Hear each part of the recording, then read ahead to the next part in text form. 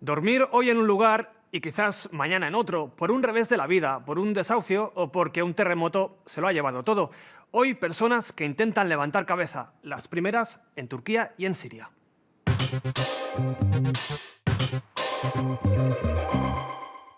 En un drama de este calibre, los balances provisionales son papel mojado. 24 horas después de los terremotos de Siria y Turquía, hablábamos de 5.000 muertos. Una semana después eran ya 35.000 y el contador, mal que nos pese, sigue avanzando. En estos casos ya sabéis que la ayuda humanitaria es vital, pero va llegando con cuentagotas a algunas zonas. Vamos a situarnos ya. Así están las cosas. Turquía, una semana después del seísmo. Ciudades devastadas, destruidas, irreconocibles. Como la histórica Antioquía, también ha llegado la ayuda internacional. Alimentos, ropa de abrigo, medicinas y, por supuesto, tiendas de campaña para los cientos de miles de personas que se han quedado sin hogar. Una semana después de la peor tragedia del siglo, ocurre algún milagro, como esta niña a la que rescatan viva tras 175 horas atrapada entre trozos de hormigón. También hay esperanzas que penden de un hilo. Es prácticamente imposible que los encuentren con vida, pero no pierdo la esperanza. Cientos de tumbas cavadas a toda velocidad en la ciudad turca de Adiyaman, a 100 kilómetros del epicentro. 8 días después del desastre, sus habitantes critican abiertamente la inacción del gobierno turco y la lentitud de las ayudas. La situación es aún peor en el noroeste de Siria, una región que no está bajo el control total del régimen. Las dificultades para llevar ayuda a las víctimas son un dolor de cabeza diplomático y también logístico para las Naciones Unidas. Tenemos unos 10 camiones con ayuda humanitaria urgente, intentando llegar hasta los más de 4 millones de personas del noroeste de Siria que la necesitan. En las zonas sirias afectadas, los supervivientes se sienten olvidados por todos. Se estima que más de 5 millones han perdido su hogar. En Turquía, las críticas no se han acabado. Varias ONGs y grupos de supervivientes acusan a las autoridades turcas de incompetencia. Esto ha sido culpa de una o más personas. Y del gobierno, obviamente. Un gobierno, el turco, y un presidente omnipotente son acusados de no anticiparse a este desastre, similar al terrible seísmo de 1999 en la misma zona. Según las primeras estimaciones, el coste económico del terremoto ronda los 85.000 millones de dólares, de los que harían falta 70.000 tan solo para reconstruir las viviendas. Más allá del papel de gobiernos y organizaciones internacionales, las ONG son fundamentales. Conocen como pocos las necesidades de la población, están a su lado. Quedaros a escuchar esta entrevista con la ONG MEAT. Entenderéis el enorme reto que tienen por delante.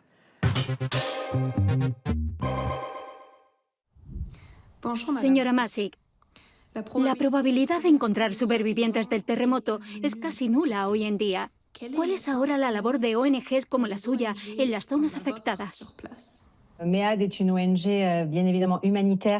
es una organización humanitaria que trabaja principalmente en el sector sanitario para atender las necesidades de los refugiados y desplazados sirios en Turquía y Siria. Ahora nos ocupamos de unos 57.000 desplazados, 9.000 heridos. Hay más de 60 hospitales afectados por este terremoto, totalmente destruidos o alguna de sus partes. Nuestra misión es, por un lado, apoyar a las personas afectadas por el terremoto y, por otro, satisfacer sus necesidades primarias, especialmente su salud. En este tipo de catástrofes, ¿cómo debe ser la coordinación entre países, ONGs e instituciones internacionales? Hay un sistema de coordinación desde el comienzo de la crisis siria. Se hace bajo la protección de las Naciones Unidas a través de la Oficina Humanitaria para la Coordinación de las ONGs locales e internacionales, con sede en la ciudad turca de Gaziantep. Desde allí se evalúan las necesidades del terreno y se proponen respuestas adecuadas a la gravedad de los daños en el noroeste de Siria.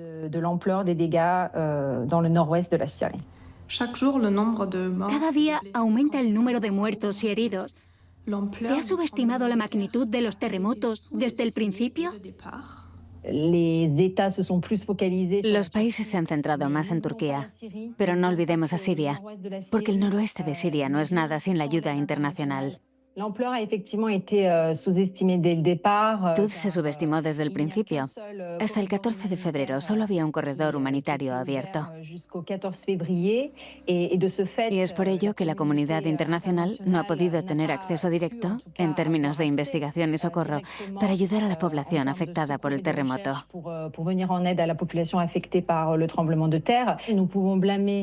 Podemos culpar a las Naciones Unidas, a los Estados. Al final, se trata de un desastre natural que no ha tenido ningún control y cuya magnitud no se ha valorado correctamente. Merci beaucoup pour cette interview. Vielen Dank. Merci beaucoup. Lo habéis escuchado, es especialmente difícil hacer llegar la ayuda al noroeste de Siria, en zonas que están lideradas por grupos rebeldes y opositores al régimen de Bashar al-Assad.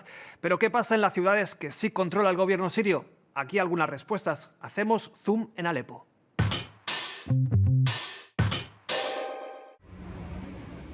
Esto es Alepo. Está a más de 200 kilómetros del epicentro del terremoto, pero la destrucción es terrible. La zona está controlada por el régimen sirio y los civiles apenas han recibido ayudas. Los supervivientes tratan de seguir adelante como pueden. Muchos han perdido sus casas y la ayuda del gobierno sirio sigue sin llegar. De pronto la tierra empezó a moverse con fuerza bajo nuestros pies. Intenté sacar a los vecinos del edificio y de golpe se derrumbó. La explosión me lanzó al otro lado de la calle.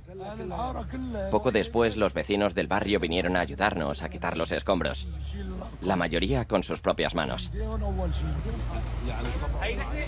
Para los civiles, las zonas afectadas son como territorios de guerra controlados por el ejército de Bashar al-Assad. Los equipos de rescate trabajan bajo sus órdenes. Tropas iraníes, aliadas del régimen de al-Assad, también ponen sus banderas en los vehículos de rescate. Y en medio, los sirios siguen esperando los cuerpos de sus seres queridos. ¿Qué hace aquí desde ayer? Ya le he visto. Estoy esperando los cuerpos de mi hijo y su mujer. ¿No los han sacado? No, solo han sacado a mi hijo. Su mujer sigue ahí. Su mujer está aquí, bajo los escombros. Días después del terremoto, los edificios siguen derrumbándose como castillos de naipes. Alepo fue una de las ciudades más devastadas por la guerra y muchos edificios se reconstruyeron en muy malas condiciones. El agua está cortada desde el lunes. La traemos de los pozos. Además, está contaminada y el Estado lo sabe desde hace 5 años. No es nada nuevo. Es la gente del barrio la que nos trae comida. No recibimos ayuda de las autoridades. Nos apretujamos en una sola tienda cuando conseguimos una. Mirad lo gastadas que están. Por la noche estamos bajo cero. Y hay tanta gente que sigue bajo los escombros. El régimen tomó la región de Alepo, antiguo bastión rebelde, en 2016. Marginal y económicamente hundida, la zona sigue bajo el yugo de la capital, Damasco. En Alepo llueve sobre mojado y sus niños y jóvenes intentan salir adelante ante una nueva catástrofe. Os hablamos de más personas que se han quedado sin casa, no por un terremoto, aunque seguro que han vivido un terremoto personal. Duermen en la calle, en coches o en centros de acogida y casi siempre, dicen las estadísticas españolas, por un desahucio, por quedarse sin trabajo o porque tuvieron que empezar de cero al llegar a nuestro país. 1 de cada 4 personas sin hogar es una mujer. Las cifras están empeorando en toda Europa. Sobrevivir a la calle, a la exclusión, a la pobreza. En la Unión Europea hay al menos 700.000 personas que pasan la noche en la calle o en albergues. Una cifra que se ha disparado. Es un 70% más alta que hace 10 años. Hoy las más vulnerables, las mujeres, también viven en la calle. En Francia ya representan el 38% de las personas sin hogar, misma cifra que en Suecia. En Italia ellas son el 27%. En Reino Unido bajan al 14%. El dato se explica porque solo se cuenta a quienes duermen en la calle, dejando fuera de la estadística a las personas en albergues o refugios de emergencia. Para las asociaciones, las cifras están muy lejos de la realidad. Muchas de estas mujeres viven escondidas por miedo a ser agredidas. En Francia, por ejemplo, una mujer sin hogar es agredida cada 8 horas, según la asociación Entourage, que trabaja con personas aisladas y en situación precaria. Y cada vez hay más mujeres sin hogar embarazadas o que están en la calle con sus bebés y niños pequeños. Es el caso de Talou Milen, una joven de Costa de Marfil. Me gustaría que Francia tuviera compasión. Aunque no sientan pena por mí, que al menos se compadezcan de mi bebé, porque ya no me puedo quedar en la calle. Ya no puedo más. Estoy harta de Francia. Son sobre todo asociaciones las que luchan por reducir la precariedad. Las instituciones públicas se ocupan de lo urgente, pero no plantean soluciones a largo plazo. Pero en Europa hay una excepción. En 2008, Finlandia puso en marcha Housing First, un ambicioso programa de alojamiento para dar un hogar a cada persona sin techo y ayudarlas a tener una vida normal. En 15 años, el número de personas sin hogar se ha reducido a 1/3. Es el único país de la Unión con una caída importante. Esta fórmula de éxito ya se imita en otros países como Reino Unido, Bélgica, Francia o los Países Bajos, que tienen proyectos similares a menor escala. Para 2026, Italia quiere rehabilitar unos 200 edificios que fueron confiscados a la mafia para convertirlos en viviendas sociales para personas sin hogar. Tratar de saber cuántas personas sin hogar hay en Europa sigue siendo un reto. Cada país tiene su propia definición del término, y los métodos utilizados para cuantificarlas varían. Tampoco es una prioridad para los gobiernos europeos. Sencillamente, no hay datos suficientes. Sí es posible medir la tendencia a escala europea en la última década. Finlandia es el único país que registra un descenso importante. En Francia las personas sin hogar han crecido un 17% y en España algo más del 20%. El caso más llamativo es el de Alemania. Crecen un 150% en uno de los países más ricos de Europa. Nos quedamos un momento en Alemania. Enseguida veréis la historia de dos mujeres que han dormido en la calle durante años. Su vida se parece a la de miles de mujeres vulnerables en todo el mundo. Hay patrones comunes, recuerdan los trabajadores sociales. Muchas de ellas han sufrido y sobrevivido a todo tipo de violencias.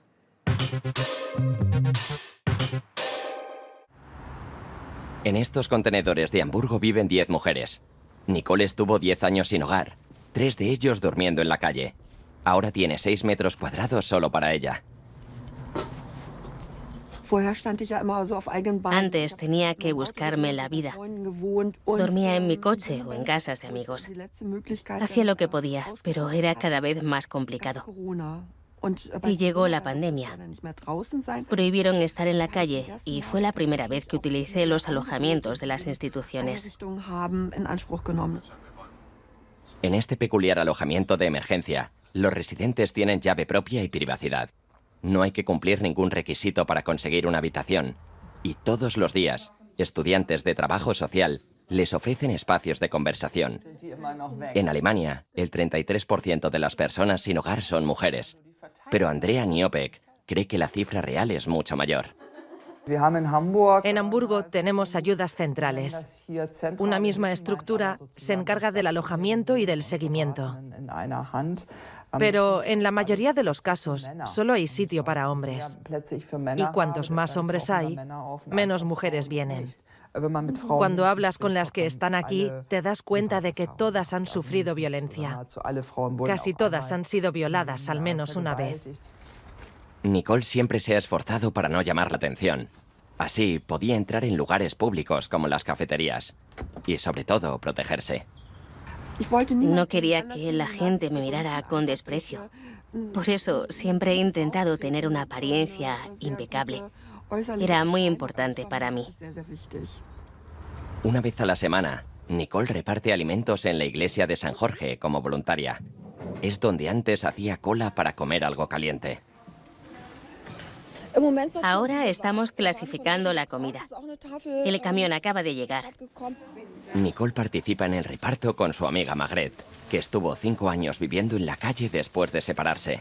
Esa es la principal razón por la que las mujeres se quedan sin hogar. Era su casa, todo era suyo. Yo no tenía nada. Solo mi nombre en la puerta, nada más. Ahora Margrethe también tiene su casa. Como Nicole, disfruta de una nueva vida en su contenedor. Pero en Hamburgo, 1 de cada 100 personas sigue sin hogar. Es un triste récord en Alemania. Si os digo el nombre de Johannes Vermeer, seguramente algunos ya tenéis un cuadro en la cabeza. Y si ahora no caéis, os ayudo. La joven de la perla. Ahora sí, no es que el cuadro se haya vendido, ¿eh? Lo que se han vendido son todas las entradas de la mayor exposición sobre su obra, organizada en Ámsterdam. Así que nada, aprovechad ese reportaje para verlas.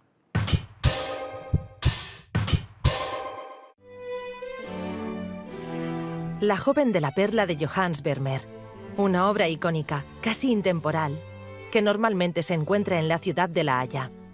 Muchos de los cuadros del pintor holandés están repartidos por el mundo, desde Nueva York hasta Tokio. Pero ahora han logrado reunir 28 de ellos en Ámsterdam, casi toda la obra conocida de este maestro de la luz.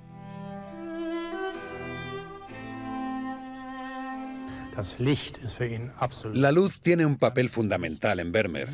Los interiores que pinta en sus cuadros están bañados de una luminosidad que une todos los detalles de la estancia. Esa misma luz le sirve para conseguir una representación ilusionista de los espacios. Obtiene así una gran naturalidad. Escenas de interior, el sol entrando por la izquierda, una o dos figuras, movimientos tan solo sugeridos. Son los ingredientes típicos de un cuadro de Vermeer. Todo ello en un formato pequeño que obliga al espectador a acercarse para distinguir los detalles de estas escenas íntimas y privadas. Las telas desprenden una atmósfera apacible y a menudo cuentan una pequeña historia, sutilmente sugerida por la presencia de una imagen dentro de la imagen. Tenemos, por ejemplo, a una mujer que sostiene una balanza. Está pesando sus posesiones terrenales, mientras, detrás de ella, el arcángel San Miguel está pesando almas. La mujer del primer plano debe prestar atención el resto de su vida. Tendrá que ser virtuosa para ganarse el cielo. Hay un vínculo entre ambos. Es una advertencia. El rostro de Vermeer es una incógnita. Algunos ven un autorretrato del pintor en la figura de la izquierda del cuadro La Alcahueta. No es el único interrogante que rodea su vida. Se desconoce de qué murió el maestro holandés a los 43 años, enfermo y endeudado. Esta es una ocasión única en décadas. Hasta principios de junio se puede admirar en un mismo lugar gran parte de su obra. Pero si os interesa ir a verla, todavía hay alguna esperanza. Es verdad que ahora no hay entradas, pero el museo dice que estudia poner más a la venta. Ya veremos. Nos vamos. En una semana estamos otra vez por aquí. Hasta pronto.